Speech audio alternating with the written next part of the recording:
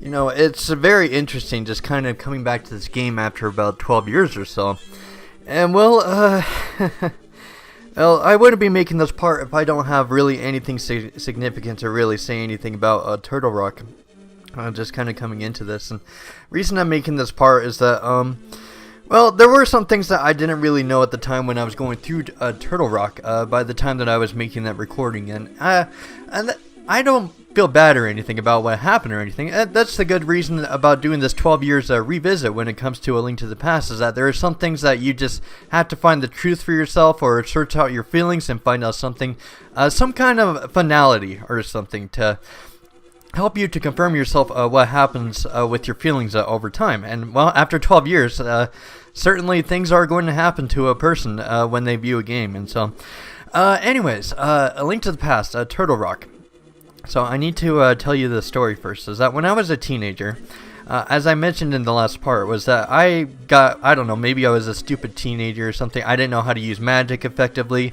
I got stuck at Trinix a lot, and I got stuck at that dungeon for about 2 weeks straight. And, well, whether you like it or not, there are going to be feelings and things that kind of issue, or anything that comes from those kind of feelings. And so, but I think it could have been taken in the wrong direction when I went through A Link to the Past at the time. Is because when you have all those feelings and things, you start to hype up a lot of things to yourself, even though that they aren't necessarily true. Like, for example, in things, I thought that Turtle Rock was going to be extremely long. I thought it was going to be like several floors big, which it wasn't. It was only about a couple of floors big, just with only a few warp pipes. I thought it was extremely hard to navigate. I thought it was a navigation nightmare.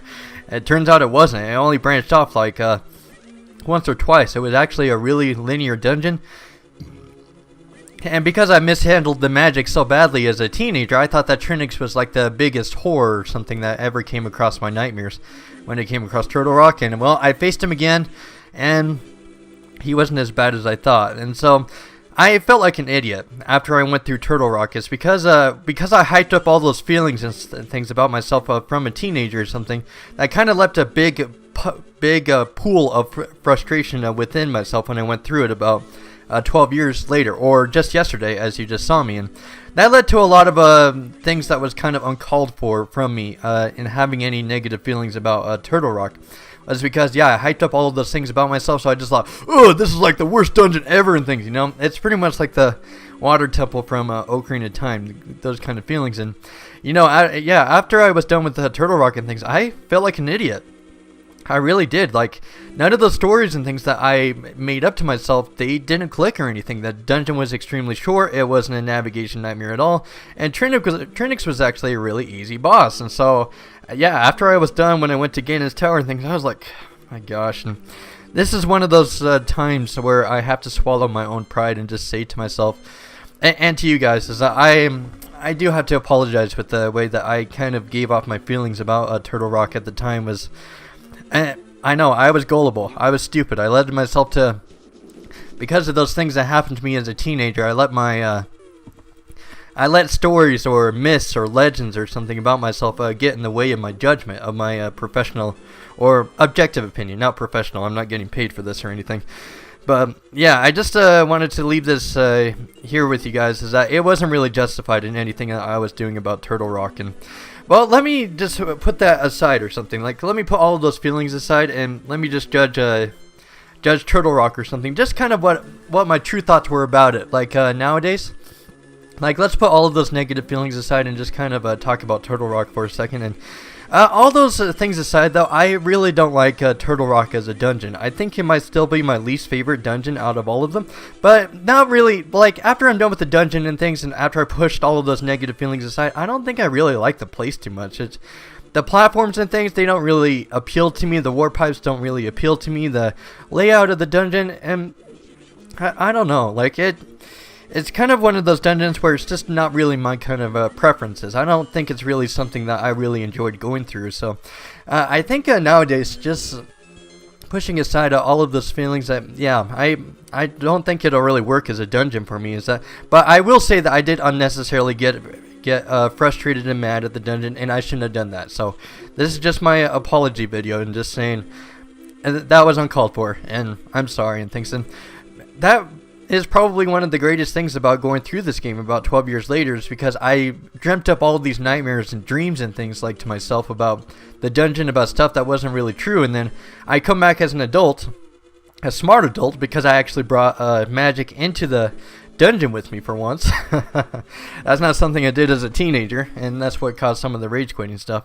But yeah, it's amazing what you can learn from going back to your old problems, and you find out, well, they weren't really problems in the first place. They were just, it was just crap that you just hyped up to yourself as being bad over the years, and the dungeon didn't really deserve any of that. It was just innocent, just like any other dungeon out there. Yeah. So anyways, there's not really anything that I have to go off of, and I just wanted to leave this short video with you guys, is that, yeah. But while I'm on the topic, though, let me talk about A Link to the Past, just in general, like with the ranking. Like, since we're getting really close to the end of the game, I think it's about time that I gave like a final verdict or something about this game, because, well, there's not really anything that Ganon's Tower can really offer that will really change my opinion or anything about the game, because I pretty much like got it set in stone. A Link to the Past is a great game, but I would probably say that it's very middle ground for me compared to a lot of other Zelda games. Is that, well, first, I think probably the biggest problem I have with it is probably the controls. Is that, well, it's kind of a little bit hard to describe. I think probably because it doesn't work is because, well, for me personally, like, I'm not talking from any other Zelda fan, is because when I played the Oracle games and Link's Awakening, I kind of like those styles of gameplay, and well, it's kind of a little bit hard to really describe, but I don't really like the enemy types in Link to the Past. You've probably seen it like several times throughout my playthroughs as I get mad and things, and well, thankfully I can get rid of the diagonal stuff with fairy magic, but I don't particularly like how the enemies like function or anything in this game. They kind of remind, well, but I'll just leave it at that. I'll probably save it for the countdown and things. But let me just say that it's probably the controls and the enemy types that I probably don't like the most about this game.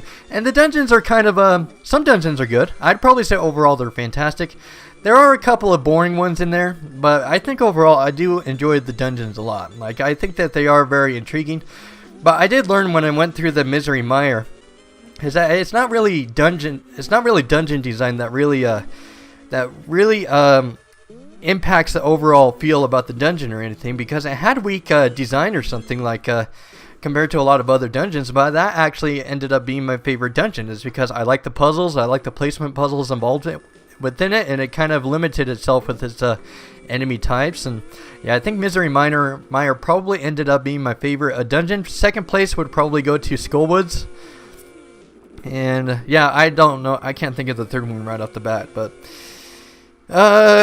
item placement, I talked about this a little bit during Misery Mire at the end of it, is that I truly do believe that a lot of the items in A Link to the Past is pretty situational, but that might not necessarily be a bad thing, because remember in A Link Between Worlds, is that because all of the different items are situational, that actually worked to its advantage with Link Between Worlds, because you can go to any dungeon you want, that's the awesome thing that you had to pay for when it comes to items being situational, is because since each item or something is corresponded to each of its own dungeons, it gives you that freedom. And if you had those required items or something, like from Twilight Princess and Wind Waker or something, like, they use items a lot more thoroughly in their games. So you can't really skip around with the dungeons, or maybe the story won't let them, because it won't open up until you have those certain set pieces put in place. But I will say that because the items are situational in A Link to the Past, that is its biggest advantage that it has for it, is because since the items are situational, you can go to a lot of different places in the Dark World, and it works. It works for what the execution is going for. I gotta say, probably one of the biggest highlights for me in A Link to the Past is probably the exploration, is because I mentioned that the game world is kind of small in A Link to the Past, but that's kind of something that I kind of enjoy from it, is because, well, I can't really blame it too much, because it's Super Nintendo and it's a step up from the original Nintendo and things like that, and so I won't really blame the limitations too much. But even so, though, I kind of enjoyed that the world was kind of small, because it was kind of easy in order to find all of the items that you were looking for. Like if you were looking for bombable walls or pieces of hearts, or trying to look for games, or it's very easy to keep track of where you are in A Link to the Past. And I think it was around the time before I entered Misery Mire that I enjoyed the exploration the most. When I was looking for that Bombos, the lightning Bombos, I think it's called the Ether Bombos, was probably where I enjoyed the game probably the most, because it encouraged you to go out into the world and to start exploring and to start checking out the world in order to, and that's what I like from Zelda most of all. You've heard this from me several times in Ocarina of Time, is that the reason I got into Ocarina of Time in the first place was because I wanted to check out the world and see what kind of things that it contained, and A Link to the Past did deliver on that. So, let's see, anything else that I really have to cover? I think that's, I don't think there's really anything else that I can really come up with.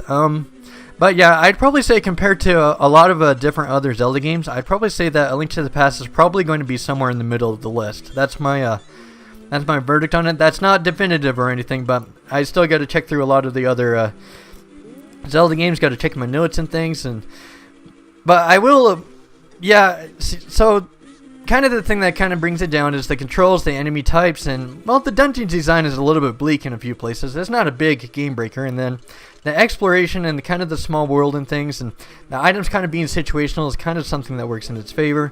And that's pretty much all I'll say about it. I'll save the rest of it for the countdown and things, and I don't really want to like give a final verdict or anything about in the last part in A Link to the Past, because I got to fight Ganondorf and things, and I just thought, well, why not just put it here and things, since I've played through a lot of the game. But the main reason I wanted to put this here is that, yeah, Turtle Rock, just like Iconic Canyon from Majora's Mask, is that it was just something that was just unnecessary, and maybe that's just kind of something I got to work on as an individual. Is sometimes I can kind of be a drama guy, so to say. Is that maybe I sometimes hype up certain things that shouldn't be hyped up.